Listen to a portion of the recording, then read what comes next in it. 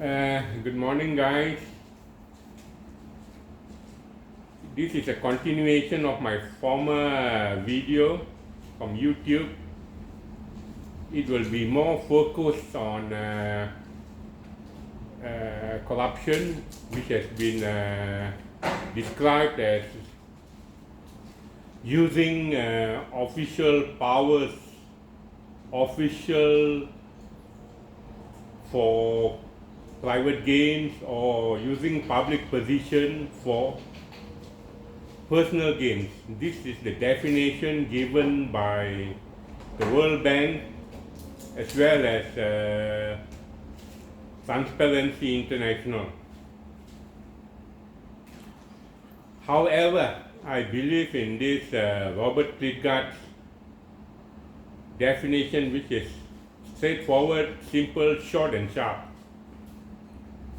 He says corruption, I cannot describe, I cannot narrate corruption, I cannot explain corruption in words, but I know it when I see it. Well, that's a rather simple explanation. You know corruption when you see it. Simple as that. When you witness it. Okay? And before I proceed any further, we have to agree to disagree on my personal views, my personal opinions, which is based on what I studied for my master's in anti-corruption studies, as well as my 35 years experience with a law enforcement agency. Okay. Going back to this corruption again, I like to talk about police corruption, which not only happens in Malaysia, but it's very rampant in US and UK. Let me give you a few examples. In the US, there was a commission known as NAPP Commission, KNAPP, formed in the 1970s, whereby police corruption is the order of the day. Policemen go to restaurants, eateries, nightclubs, clubbing and all that for free of charge. The proprietor does not charge them any money. The proprietor gives them everything on the house, you know. If he does that for everybody, I guess, you know, he'll be closing shop within a short period. Okay? The NAPP Commission was formed, whereby this is a true incident in the 70s, whereby there's a undercover new police rookie who joined the New York Police Department. He followed his colleagues who go to restaurants, eateries, nightclubs, and everything is on the house free of charge. He was, of course, disgusted being an ideal policeman, being an ideal rookie. He doesn't believe in corruption. He doesn't believe in bribes in the form of entertainment. He's still idealistic in his ways. Well, nothing is given for free, you know. Food, shelter, clothing, you got to pay for it, you like it or not. So he made a report to the higher ups and they made him an undercover officer.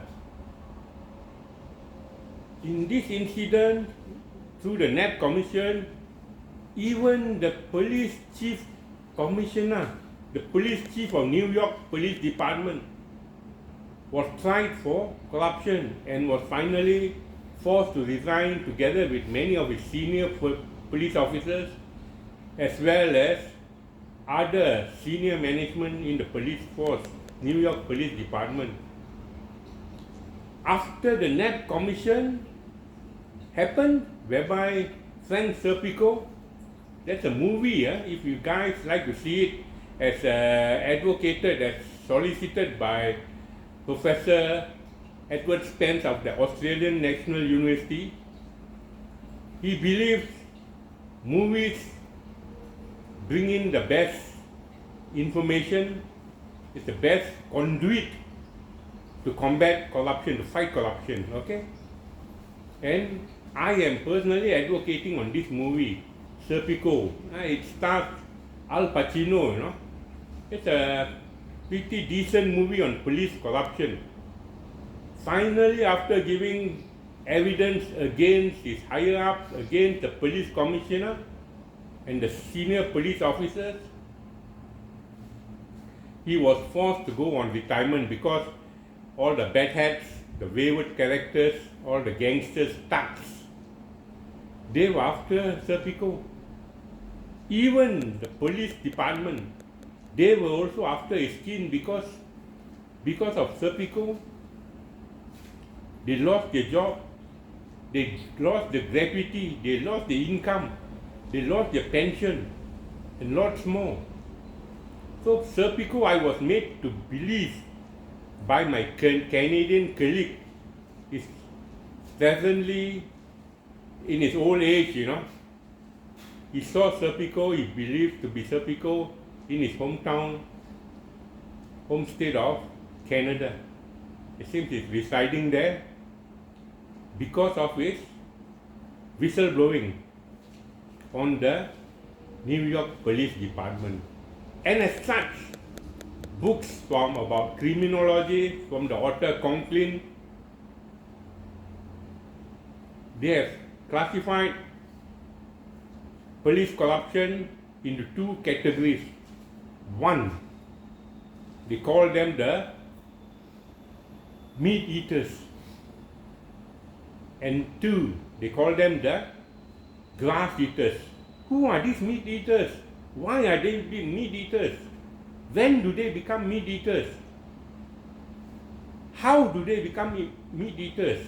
Okay, these meat eaters are the senior police chief of NYPD, the commissioner. He doesn't take 10-20 ringgit, $10-20 US dollars. He doesn't believe in that. Once he takes a bribe, it consists of millions of dollars. From who are the givers? He's the taker, of course. Who are the givers? The drug lords, drug kingpins, prostitute owners who run prostitute joints, gambling outlets, and so forth and so on, involving illegal activities, illicit activities, and illegitimate activities. Okay, it's some sort of a win-win situation. The drug dealers, they are happy to give, and the police commissioner of NYPD is happy to receive. So who is a victim here? That's why this type of crimes is called a victimless crime. Nobody forced you to be a drug addict. Nobody forced you into prostitution, or to be better phrased, nobody forced you into pornography. It's on your own free will. Okay, these are the meat eaters. It's a sociological term where you can look up in Wikipedia that who are these meat eaters. Whereas the grass eaters, but before that, meat eaters are like the crocodile, alligators, lions, tigers. Once they eat pythons as well. Once they eat, they hibernate for 1 year. They don't have to eat because they eat one shot. It's more than fulfilling for them for the whole year. They don't need to eat any more extra illegal payments. They don't need it anymore because once they eat in terms of millions, and they can sustain their life for the whole year or probably the whole lifetime. The second category are the food rookies. or I call them foot policemen. Foot policemen, they are, what do you call it? They take US dollars, $20 for any traffic offense, any minor offences, and they take it and they settle it there and then, no hassle. They don't have to fill up all these summonses. They don't have to fill up all these paperwork against the offenders and all that. So these are known as grass eaters. These grass eaters, bear in mind, they have to eat daily. Okay? For instance, you look at goats, cows, sheep. These are all grass eaters, these animals. They have to eat daily to sustain their living, to sustain their life. Or else there will be something missing in their source of income. So they have to eat daily. Okay, these are known as the grass eaters. So these two sociological terms apply, yeah? Meat eaters and grass eaters, especially in reference to the police force. Okay? And another example is Operation Boogeyman, Operation Highwayman in the UK, whereby the policeman, in the UK, the police constable, he just waits at the corner of the street, whereby traffic offenders are stopped and extorted a sum of bribes so that no legal action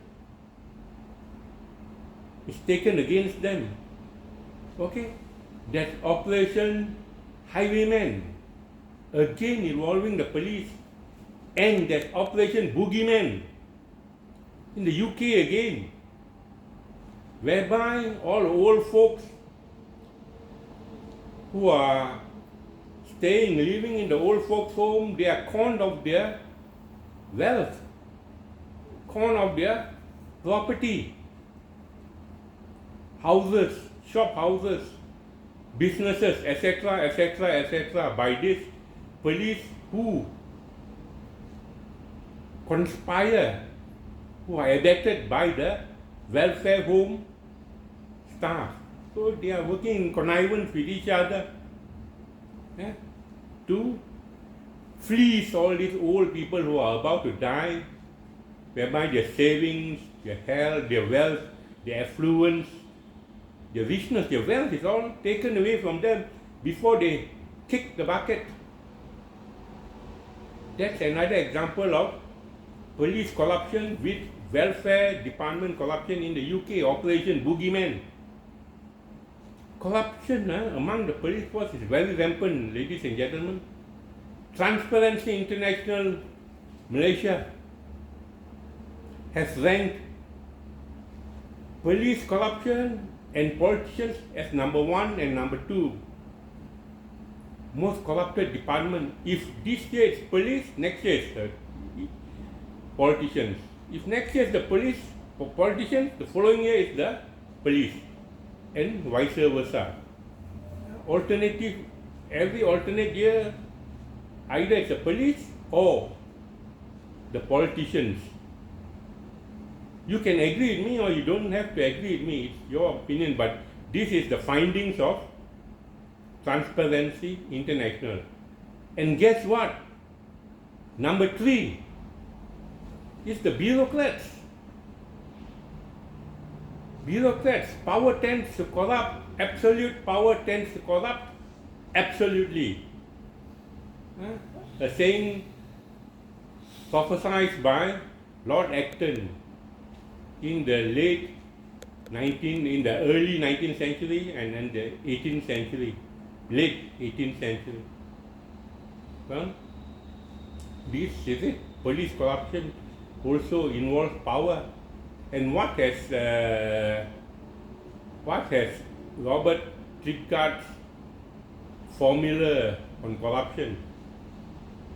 corruption equals monopoly of power, plus discretion, open bracket, close bracket, minus accountability. That is what Robert Klitgard of the University of Claremont, US, believes in corruption.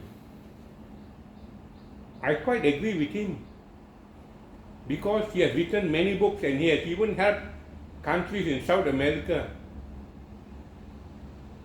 to get out of corruption to a certain extent. In other words, to minimize or reduce corruption. Corruption can never be eradicated 100%. If whoever says corruption can be eradicated 100%, well, I've said my piece, and you can stand by your so-called saying. Okay, that's police corruption. Police corruption, it all involves discretion, as I said just now, according to Professor Robert Klitgard. Monopoly of power, M, monopoly M plus D. What does D stand for? Discretion minus accountability. So you got the power. Tell me, in Malaysia, which laws whereby the police do not cover? Tell me, all the laws, even the MACC Act, the police can act on the MACC Act. Okay. As such, they have the discretion to take legal action or otherwise, or close the case. NFA, as they call it, no further action. Or KIV, keep in view, they got the discretion to do many things. Okay, so this discretion is the one which breeds corruption. Okay, that is why corruption happens rampantly in the police force. And it's not my statement, it's a statement of Transparency International Malaysia. Okay, police corruption is nowadays is systemic, it's endemic, it's within the system. I have prosecuted many cases, and my first case involved a police constable who is in the traffic branch of Kuching, Sarawak. What happens? That's whereby traffic offenders, when they are summoned, they go to the balai or they go to the police station to pay the summon of $300 if you pay it in the police station. Instead of $300, the first copy, of course, there are 4 copies. First copy, $300, it's stated as per law, When you pay a summons, you get a receipt of $300. But second, third, fourth copy is only stated $30. So the balance of $270 goes into the pocket of the said police constable. Okay? So, we charged him for an offence under section 403 of the Penal Code, or in other words, it is known as criminal misappropriation of property, CMP, or some people call it dishonest misappropriation of property. This property must be movable property, and money is of course movable property. You can never argue on that. Okay? I prosecuted this case before one of the most beautiful, in fact the most beautiful magistrates then, Magistrate Court C in Kuching. I guess you guys will know her now, and I'm very proud to say that my first case was before Justice Dato Rosaria Bujang, who is now a federal court judge. Okay? until now, I still say she's the most beautiful magistrate, some sort of inspiration to me. Although I was shivering under my pants, she made me feel very comfortable, very at home. She knows it's my first case. I was shivering my jitters, I was afraid because I did not undergo any formal training on prosecution. Yet, I remember my director, Mr. Lai Peng Chong, forwarded the IP investigation paper to me. And his words I won't forget until the day I rest in peace. He said, P.S. Ganesan. P.S. stands for my designation, Pegawai Siasatan. P.S. Ganesan, please prosecute and report result. Derbyshire, Lai Peng Chong, Director, ACA, Sarawak. So, well, I'm your obedient servant. So I had to carry out the instructions, but the learned magistrate was very kind, was very, very understanding, to give me encouragement to go on as a prosecutor, or else I would have given up on prosecution. My first case, she called for defense, but unfortunately, due to my lack of formal knowledge, formal training, experience in prosecution, the case had to be thrown out because as the magistrate called for defense, I did not know how to cross-examine the accused. I didn't even know what's the meaning of call for defense. Can you imagine that? Because at that time, the ACA, we were very short of prosecutors. But there were too many cases, backlog cases, to be prosecuted in the magistrates court and the sessions court. We were all overworked then, I was an investigator as well as a prosecutor. And that is one of the many experiences I had as a prosecutor. But later on, I got convictions for cases against the police. PP versus Zulfadli in the Sessions Court in Sandakan. I got a conviction. And then there was a case of PP versus David Andrew, a customs officer. I got another conviction because I learned through my mistakes, trial and error. I'm not saying I'm great, but I do my level best. And sometimes your level best is not just good enough. As they say in the law, know your facts, know your law. Finally, know your judge. Because the judge can find ways and means to either convict the accused or otherwise. Okay? So that's one of the many cases involving a policeman, police constable who I prosecuted. Imagine every time a summons has been paid, he has committed criminal misappropriation of property of $270. Only $30 go to the government coffers, goes to the government treasury, whereas $270 goes into his pocket. Some sort of a white collar crime which has been one of the cases that is a prescribed offense under the MACC Act.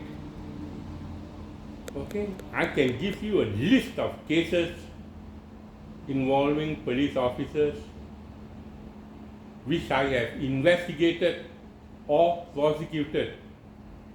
Let me give you another case which has been whereby the police officer has been convicted. He is known as the DCO, Divisional Crime Officer. whenever he goes to any shop, he raids the shop and he takes away. In this particular case whereby he was convicted, he took away the aircon, the tables, chairs, and whatever in the shop, and fixed it all up in his own office. So he was charged under section 165 of the Penal Code, receiving without any consideration. Receiving that gratification without any consideration. Okay, he took that. This is the most common case of corruption. So he was convicted and he served a jail sentence and also a fine. But corruption in this case is not worth it. He's a divisional crime officer. It's a big post. Yet committed such an act of petty, it's not, I wouldn't consider it grand corruption, it's petty corruption, and he had to pay the price. Okay? And finally, before I close this session, I like to sing a phrase from the theme movie. Bribery is a crime, okay? And in the theme of the movie Bhavesa, he says, don't do the crime if you can spend the time. Sorry, if you can do the time. Okay, again. Don't do the crime if you can do the time. Yeah, don't do it.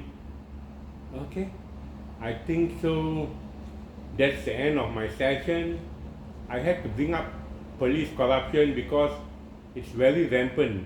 Let it be in Malaysia, in the US, in the UK, and throughout the world, The book Humboldt Viadiana, Institute of Governance, they also quoted police corruption is a phenomena which happens throughout the world.